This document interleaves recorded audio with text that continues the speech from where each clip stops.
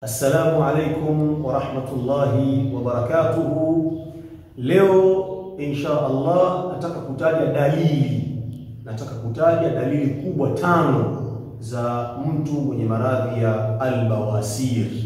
Dalili kubwa 5 za mtu mwenye maradhi ya al-bawasir au mgoro, na kwa lugha ya watoto shuleni ni hemorrhoids disease. Mtu mwenye maradhi hayo, dalili zake 5 za kujua kwamba wewe una maradhi ya al-bawasir.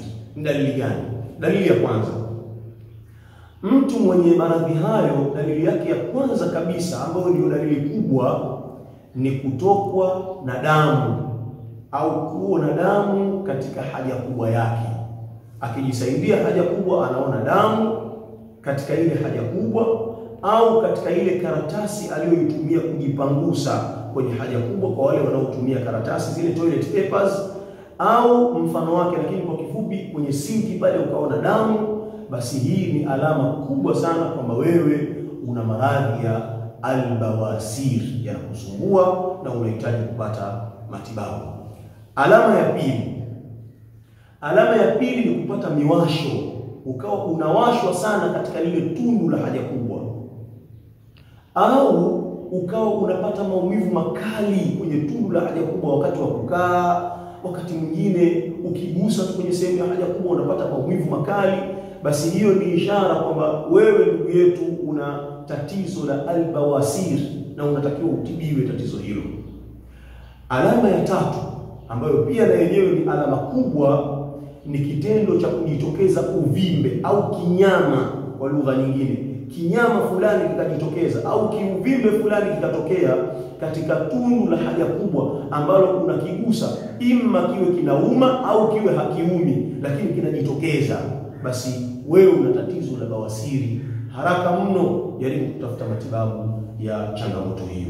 Lakini pia alama ya 4 ni kujihisi, yani unapokwenda kujisaidia mtu anajihisi kama vile hajamaliza zile haja zake. Yani wewe kile ukijisaidia unahisi kama vile mbona kama vile bado sijamaliza. Ukiona hivyo mara kwa mara inapotokea hivi, basi una hili tatizo, na Allah subhanahu wa ta'ala atukinge. Na alama ya 5 na ya mwisho ni mtu kutoa haja ngumu sana. Ili jamani, watu wasilichukulie ni jambo la kawaida.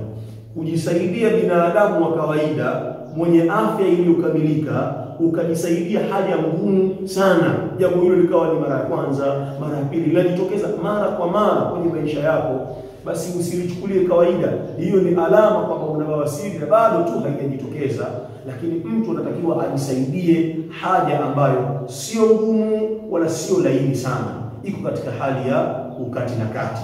Kwa hiyo ukiona haja yako ni ngumu mno, ni ngumu kweli mpaka inakuumiza, basi hiyo ni bawasiri na unatakiwa haraka ukapate maelezo ya madaktari, ukapate vipimo ili upate kulihakikisha jambo hilo. Hapa mkononi mwangu niko na suluhisho na tiba ya ugonjwa wa al-bawasir au hemorrhoids disease. Hii ni dawa ya changamoto hiyo, inaitwa hemorrhoids cure. Ni dawa nzuri sana, ni dawa bora, ni dawa ya mitishamba, dawa ambayo ni ya asili 100%, haina madhara yoyote kwa binadamu.